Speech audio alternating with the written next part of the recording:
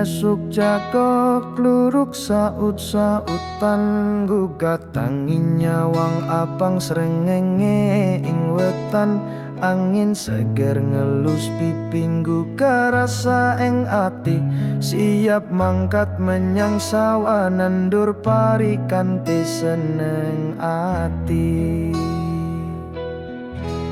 Manuk-manuk ngoceh rame ing wit-witan pinggir omahku pulan capung podo mabur nambahi endahing alam donya ora ono polusi udarane seger lan resik ngodhog wedang jahe anget kanggo konco sing nyambut gawe. Ayem tentrem urip ing desa ado saka ramelan puyenge kutha saben dina nyawangi royo-royo tanduran panen teko ati bunga urip ora kakendong. Tentrem urip ing desa gotong royong rukun karo tangga teparo mangan sego jagung lawuh janganan desa alhamdulillah urip prasaja nanging tansah mulya. Nyawang iwak podong langi ing kolam pinggir sawah bocah-bocah cilik pada dolanan guyu seneng tanpa susah ora butuh bondo akeh sing penting ati ayem ngason ning ngisor wit kang eyop ngilangke keselan saya.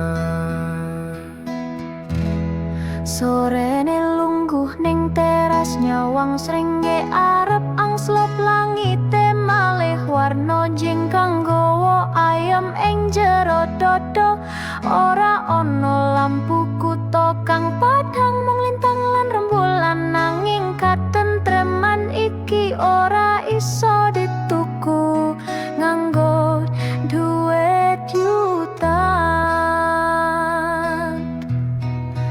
Ayem tentrem urip ing desa ado saka ramelan puyenge kutha saben dina nyawangi royo-royo tanduran panen teko ati bunga urip ora kakehan. Tentrem urip ing desa gotong royong rukun karo tangga teparo mangan sego jagung lawuh janganan desa alhamdulillah urip prasaja nanging tansah mulya.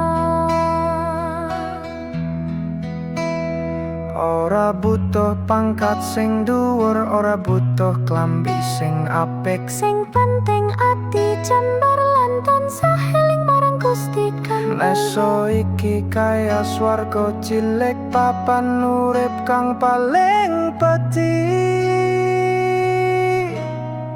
Hayam tentrem urip ing desa ado sekarang melan puyenge kutha saben dina nyawangi royo-royo tanduran panen teko ati bunga urip ora kakehan. Hayam tentrem urip ing desa Gotong royong rukun karo tangga teparo mangan sego jagung lawuh janganan desa alhamdulillah urip prasaja nanging tansah mulya.